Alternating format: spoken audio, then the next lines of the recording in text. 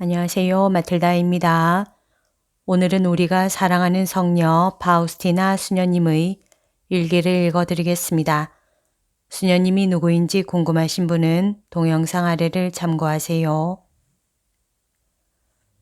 1938년 1월 25일 매우 좋으시고 참을성 많으신 저의 예수님, 주님은 종종 어린 아이를 보듯 우리를 바라보십니다.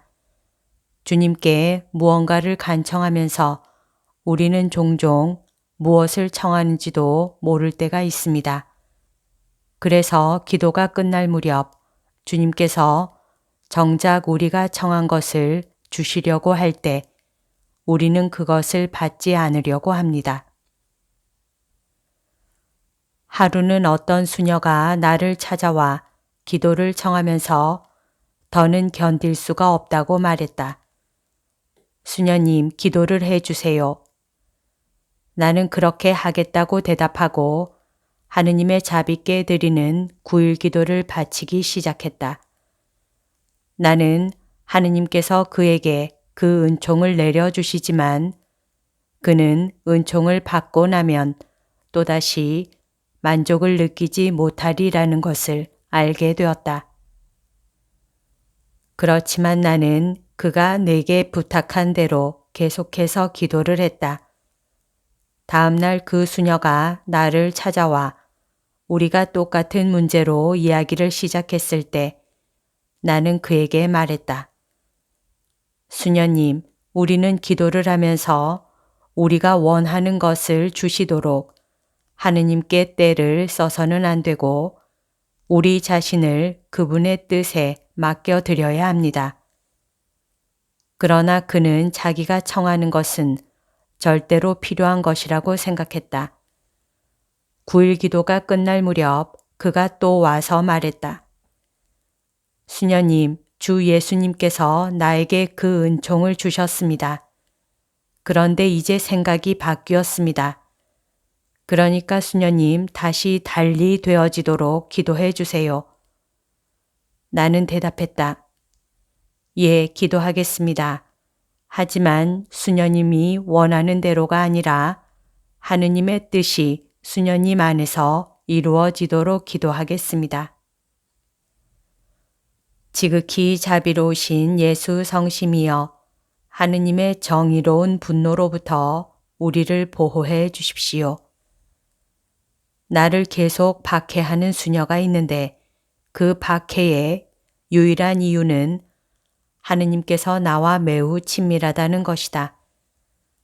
그에게는 이 모든 것이 나의 허풍처럼 보였다.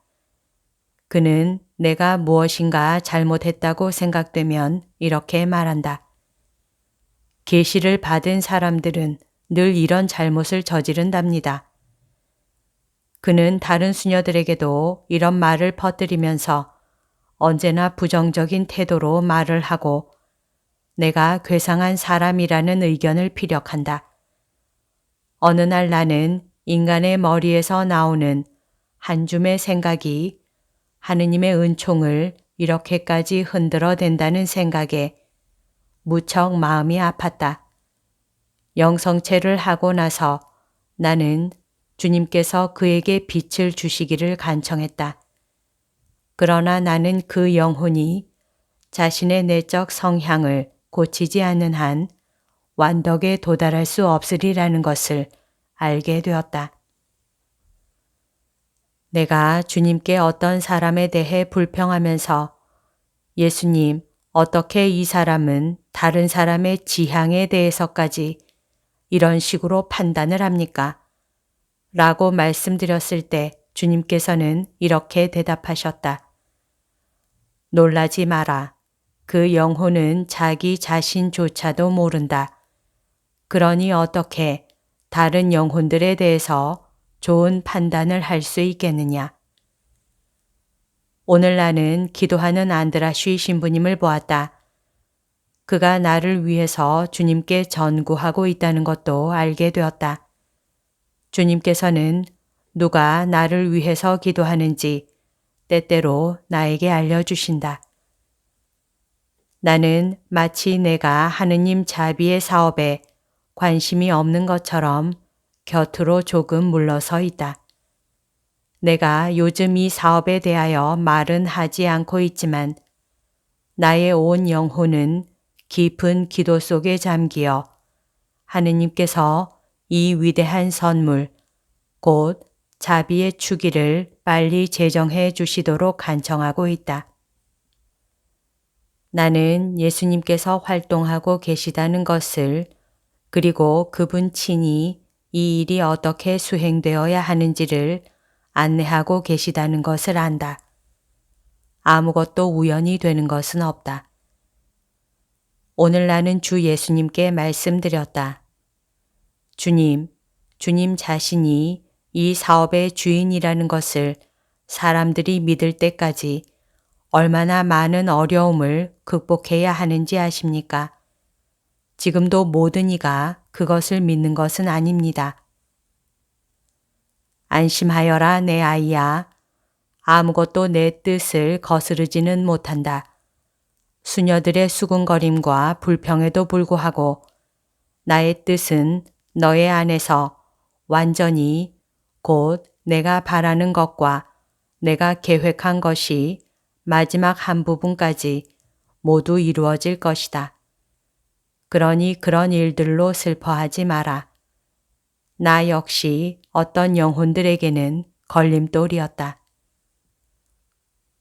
예수님께서는 선택된 영혼들의 불충실함이 당신께 얼마나 큰 고통이 되는지 나에게 불평하셨다. 그리고 내 마음은 그들이 잘못을 저지르고 나서 나에게 의탁하지 않기 때문에 더욱 큰 상처를 받는다. 만일 그들이 내 마음의 선한 지향을 일전에 경험한 적이 없었더라면 내 마음이 이렇게까지 아프지는 않을 것이다. 나는 폴란드 땅 위로 들이어진 하느님의 분노를 보았다. 그리고 만일 하느님께서 지금 우리나라에 가장 무거운 벌을 내리신다고 해도 그것은 아직도 하느님께서 우리에게 크나큰 자비를 베푸시는 것임을 나는 알고 있다. 그토록 커다란 죄의 대가로 하느님께서는 우리를 영원히 파멸시키실 수도 있기 때문이다. 하느님께서 나에게 그 휘장을 조금이나마 들어 보여주셨을 때 나는 온통 공포에 떨었다. 선택된 영혼들이 이 세상을 존속시키고 있는 것은 조건을 충족시키기 위해서임을 이제 나는 분명히 알게 되었다. 나는 온 힘을 다해 기도하고 있는 어떤 사제를 보았다. 그의 기도는 올리브 동산에서 예수님이 드리던 기도와 비슷한 것이다. 오, 그 사제가 자신의 기도가 하느님을 얼마나 기쁘게 해 드리는지를 알 수만 있다면. 오 예수님, 주님의 지극히 자비로우신 성심 속에 마치 원수들의 포탄에도 끄떡하지 않는 성체인 양 저는 숨어 있습니다. 오늘 나는 임종하고 있는 내 고향 사람의 영혼과 함께 있었다. 나는 기도로 그를 도와주었다. 얼마 후 나는 손과 발과 옆구리에 잠시 동안 통증을 느꼈다. 여기까지가 오늘 들려드릴 내용입니다. 오늘도 하느님의 뜻 안에서 서로 사랑하는 하루 보냅시다. 사랑합니다. 축복합니다.